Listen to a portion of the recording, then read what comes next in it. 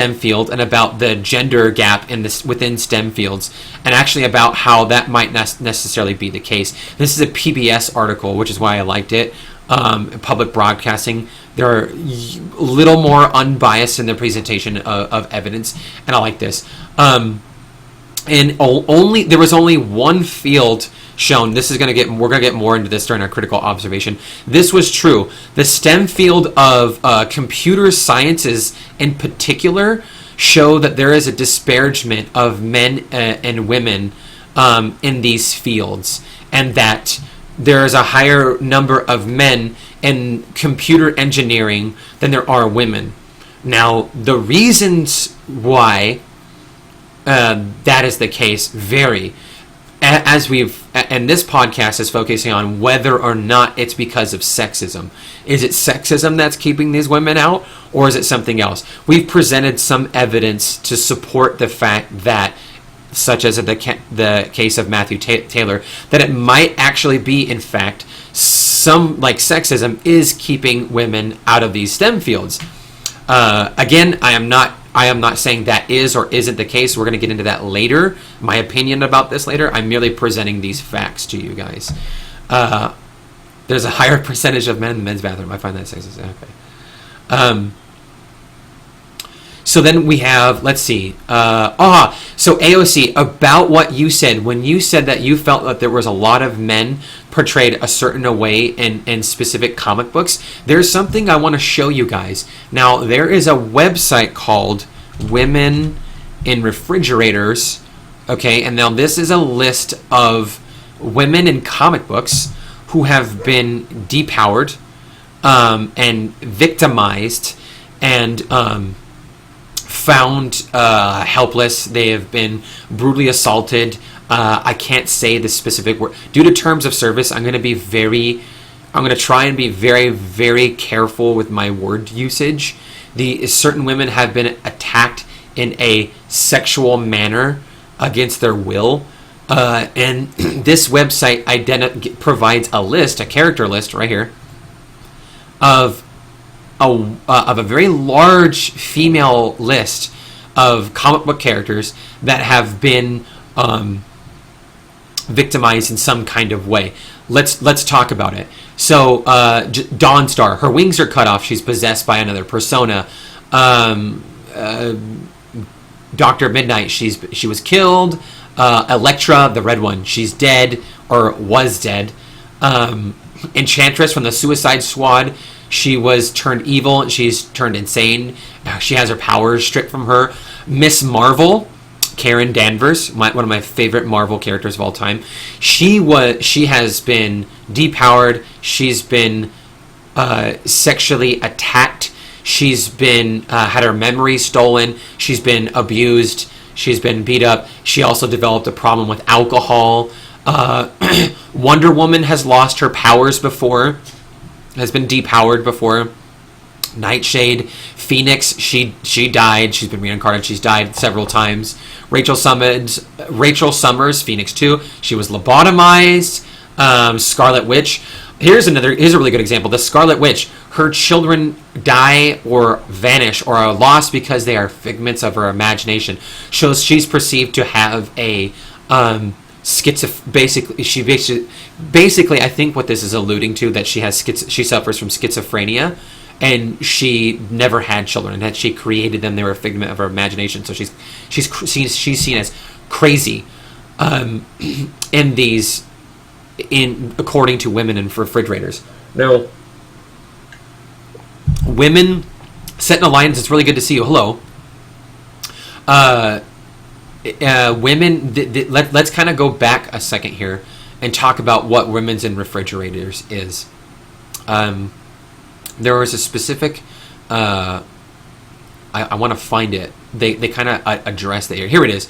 Well, actually, Anita Sarkeesian kind of covers it, actually, when she talks about what Women's in Refrigerators is. Now, I lost my timestamp for this for some ungodly reason, because I think because I had switched it so many times. Okay, here we go. So we're gonna start right here. Can you guys see? I think you guys can see. So let's talk about this. We're gonna it is a peculiar name, and you're gonna find out why they call it that gremlin right now. Remember the 1994 issue of Green Lantern number 54, where Kyle Rayner finds that his girlfriend, Alex DeWitt, has been brutally murdered and stuffed into a fridge. Okay, well, I've never actually read Green Lantern, but thankfully Gail Simone did, because she began to see a trend. Simone was sick of seeing superheroines who have either been depowered, raped, or cut up and stuck in the refrigerator. Okay, so right now you guys understand why it's called women in refrigerators. I would like, if you guys have examples to share of specific examples of women that have been stripped of their powers and made to feel helpless and were positioned in such a possibly, I would say, a brutal way. They're targets of a very specific kind, I think, of violence that has to do with sexual violence that often targets women. That supposedly women are specific. Texas Chainsaw Massacre. Thank you, Vince. That is a good example of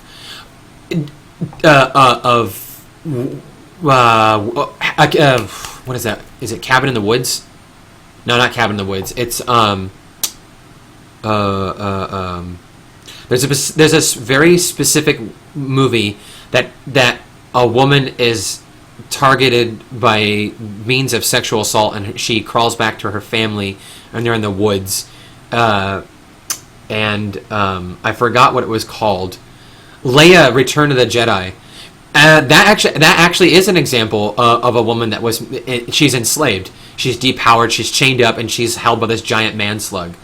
Yes, Gremlin, that's true. We're gonna get into that. Save that argument. Save that argument, dude. Save that argument. Last House on the Left. That's the one, Vince. That's the one I was looking for. Last House on the Left and The Hills Have Eyes.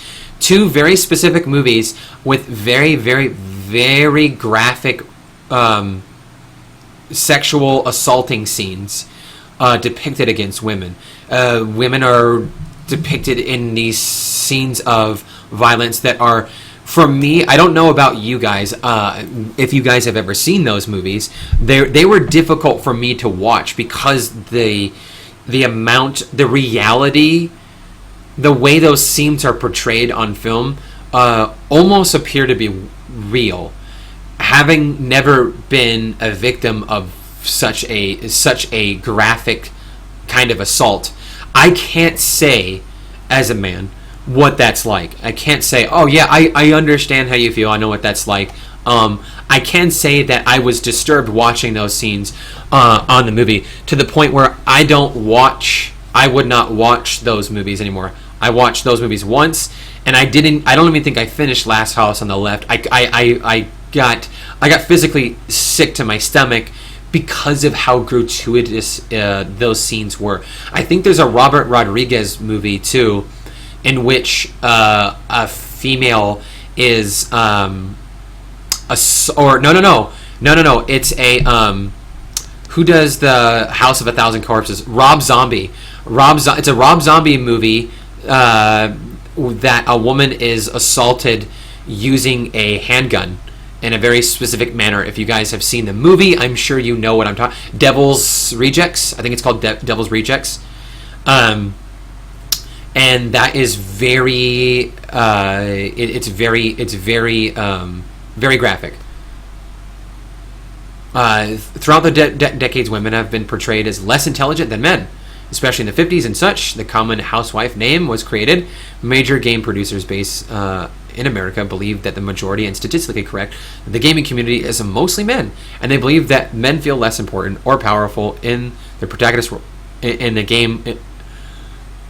Feel less important or powerful if their protagonist in a game is a woman, thus losing a sense of power. I like to think I'm talking out my ass and I just want to fit in this conversation. No, actually, Vermo, that's a great conversation to have. That might be that is a great argument that probably plays into why you're seeing a lot of game developing featuring men as the main protagonists in these hero roles, or let's just say there's a lot of examples of a male protagonist that he's the main hero, and it's all about him. It's about his character development. And that what you just said, maybe because of the fact that as we saw based on research and these articles that we've looked at and the evidence we provided, that there are women. There's a disparaging amount of women in these roles of computer engineering, software development. So anything to do with computers and software, there is a disparagement of women in the video game engineering field. We're not talking about female gamers. We're talking about the developers themselves. The people who make the games are primarily men.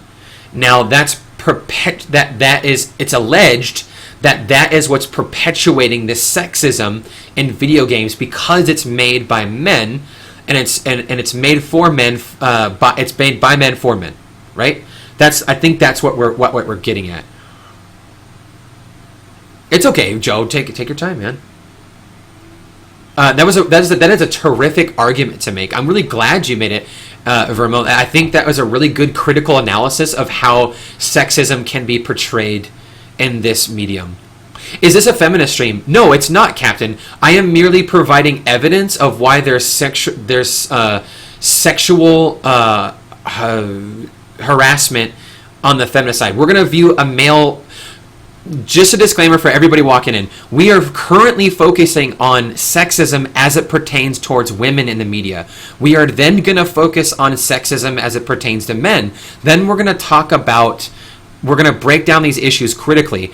The overall argument of this podcast, I guess, if you were going to sum it up in a topic, it's about sexism in the media as a whole, and the fact that the popular narrative stereotypes that there seems to be an epidemic or a societal epidemic of female suppression, oppression, or inherent sexism in the system perpetuated against females.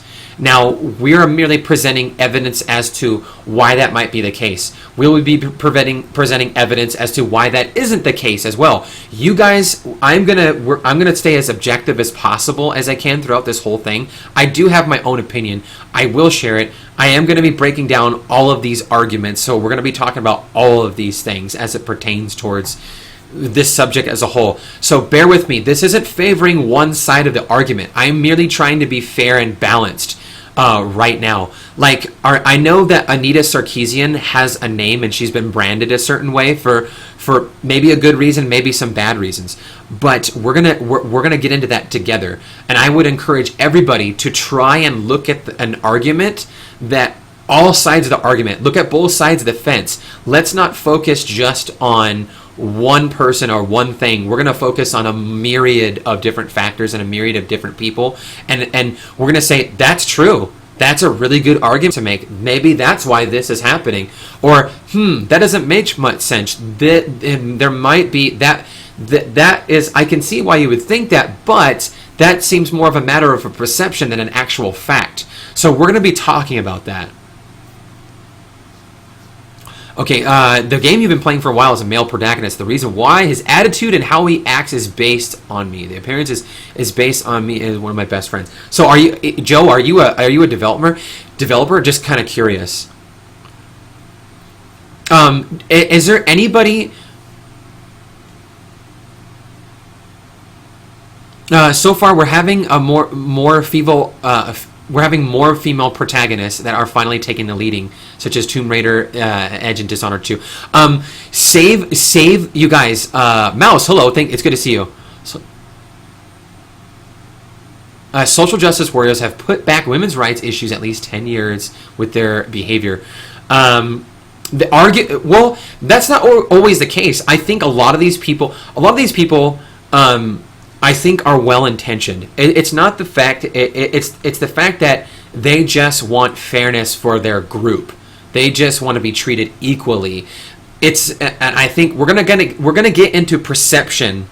We're gonna talk a lot about perception in this podcast and how that plays a role in why people think the way they do. We're gonna be talking about all these things, you guys. So I would urge everybody in this to stay calm. Let's all have a constructive discussion on this, because if you looking at these videos, if you go to an online forum, because you can't comment on these videos, you will see you will see that there is so much hate and vitriol on both sides of this argument, going back and forth, and it's just